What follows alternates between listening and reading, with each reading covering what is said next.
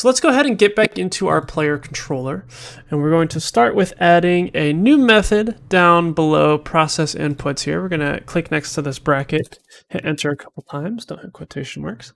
We're going to say void try grapple, open and close parentheses, and then open and close bracket. And inside this, we're going to start by saying raycast hit semicolon. And what that is when we do one of these raycasts, we can actually get information about the object we've hit with the raycast using a raycast hit. And we're going to do that here in our grapple. So what we can say is if physics.raycast, open and close parentheses, camera.main, lowercase m, .transform, .position. So from our main camera, that is the camera in our player. So from that position, camera.main, .transform.forward. So from our camera, and then going in the direction our camera is facing, and then out hit, which tells us to return information about the object we're hitting with the raycast to that hit variable, and then comma grapple range.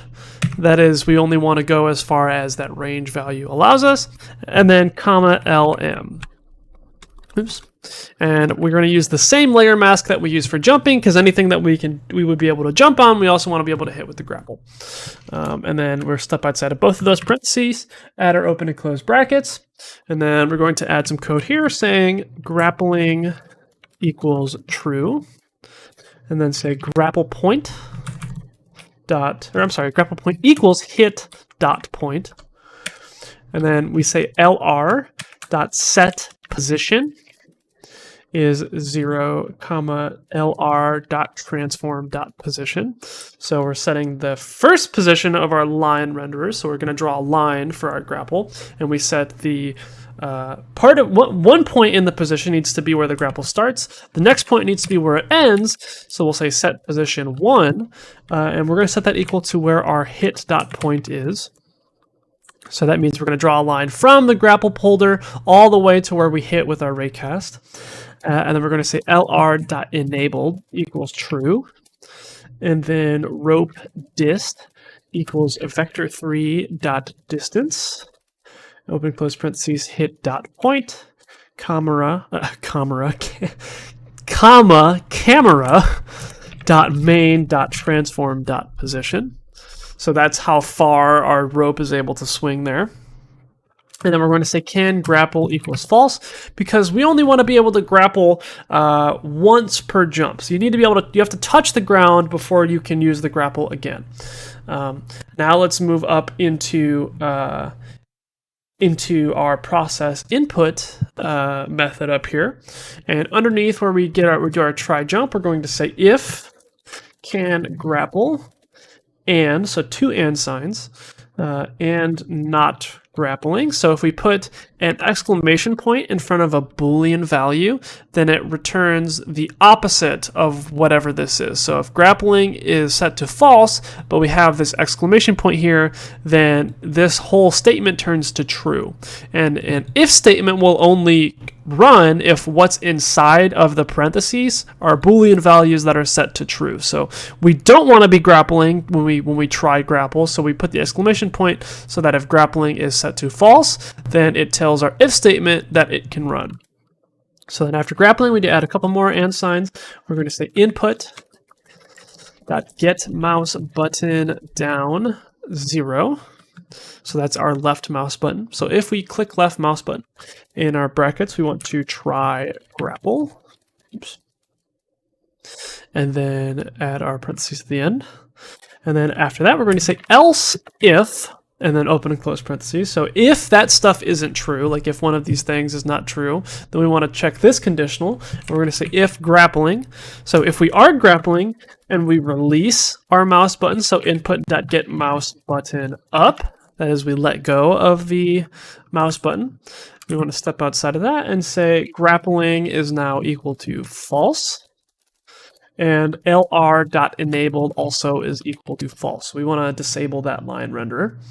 And then outside of that, we want to do another else if statement. We're going to say else if exclamation point can grapple. So that means if we cannot currently grapple, we want to do the same check we use for jumping. So we'll say if open and close parentheses, and we'll go down to try jump, and we'll just copy this line of code right here. So we'll click and highlight all of this, press Control or Command C, and then click into the parentheses and press Control or Command V, and that will paste that right in. So if we hit that raycast, just like with jumping, that means that we've touched the ground and we now can grapple. So we set can grapple equals to true. We need to add another method inside here. So below process inputs, we can press enter a couple times and add some space. We're going to say vector3 grapple swing. And believe me, everyone, I know that this is a bit of a long step. There's kind of a lot going on, but I promise this is probably the most work you're going to do for the whole thing. So just bear with me as we work through this. I know it's a lot this first week, but as you get into week 2, 3, and 4, you'll see that it's really there's really not that much more to do. That being said, we're in grapple swing. We're going to say vector3 swing dir equals to grapple point minus camera dot main dot transform dot position. I know it's a ton of dots, but that's what we got to do. Also, an important note here is we put this vector3 value or word here instead of void. Vector3 tells us that we are going to be returning a value. Specifically, when this code runs, it's going to spit out a vector3 value. And that's important because we're going to use that vector3 value to actually move our player while we're grappling. So at the end of this first line, we're going to add another vector3. We're going to say vector3 fall speed with a capital S equals current velocity. We're going to say LR dot set position with capital S and P, 0, oops, not 9. 0, LR dot transform dot position. There we go. And then add our semicolon at the end. And then we'll say if vector3 dot distance, and then open close parentheses, camera dot main dot transform dot position. I know so many dots, grapple point. If that value is greater than, so that's the same as the angled brackets we used, greater than or equal to, so we add an equal sign at the end, rope dist. Then we want to say fall speed equals fall speed dot magnitude, so that's the size of our fall speed, times vector3 dot rotate towards, parentheses, swing dir, so that variable we just assigned, fall speed. So we're rotating our fall speed to match that grapple point and the camera transform. And we're going to say, after the next comma, math f dot deg to rad, which means degrees to radians, times 90, and then 1f dot normalized. And that line is a whole bag of math happening, but basically the important thing to know is that what this is just doing is rotating our fall speed to make us swing as though we're on a rope. And then after that, we're going to say fall speed plus equals to swing dir dot normalized. And a dot normalized makes it so that the vector3 value is adjusted so that its total size is only equal to to 1. So vectors can, if you have like a 2 and a 4 and a 6 in the vector, it's going to be significantly longer than 1. But if we normalize it, then that shrinks it down so it's only the size of 1. So it shrinks everything down for us.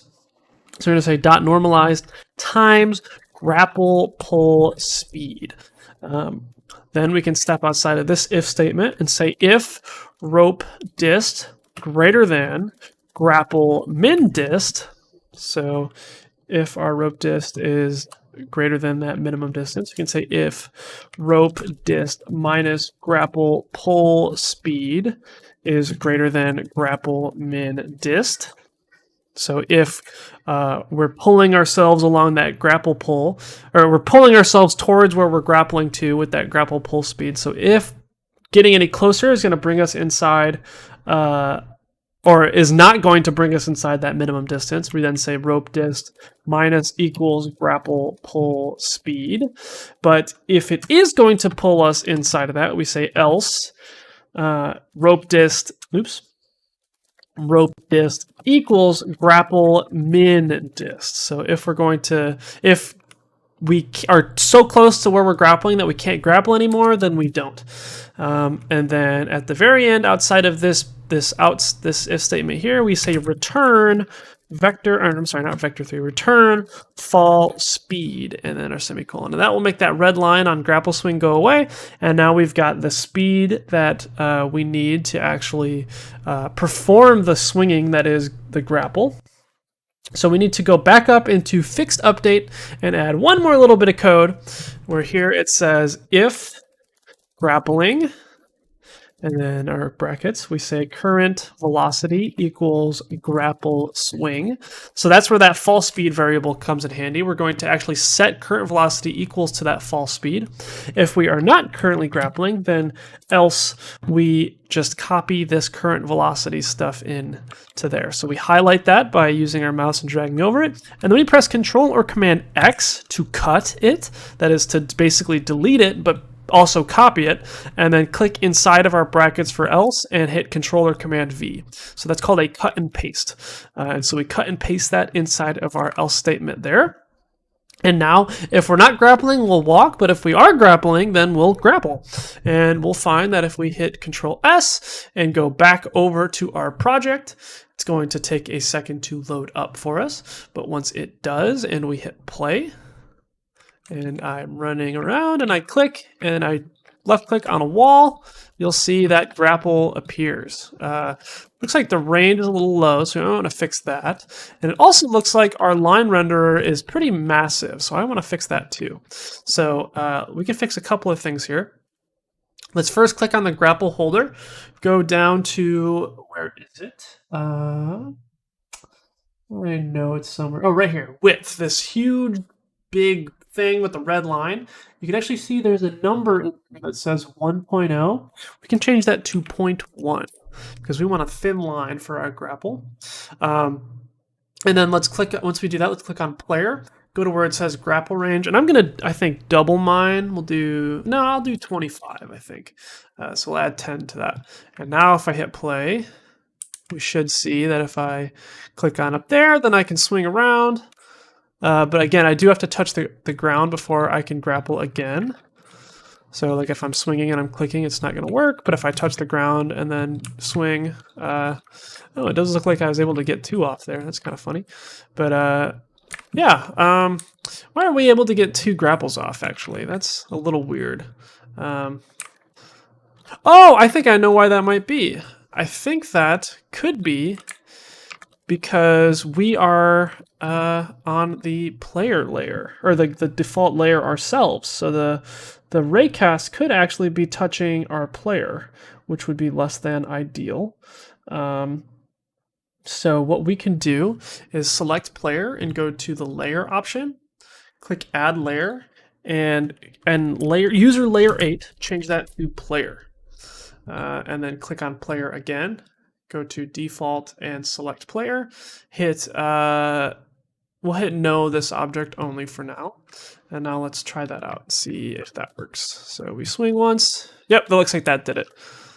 So yeah, we just need to make sure we are on a different layer than the walls so that our grounded check won't mistake the bottom of our player capsule for the actual floor. And so now that we've got all that stuff, now your grapple is working. So now you can go ahead and mess with these values here. Keep in mind that a higher grapple pull speed is going to get fast very fast. And grapple minimum distance, you're not going to want to make much smaller than what it is. You could increase it a little if you'd like, but I wouldn't make it any smaller. And then the range is the real one that you can mess with a little bit. And get a feel for. So once we've got all of that stuff done, the last thing we need to do is click into resources and go to prefabs and go to gameplay. And we are going to click player up here, and we're going to click and drag this player into our prefabs window. And what that's going to do is create a player prefab that then we can use in our levels. So once you've got that all set up, you can go ahead and save your test scene. And in the next step, we're going to be designing our first level.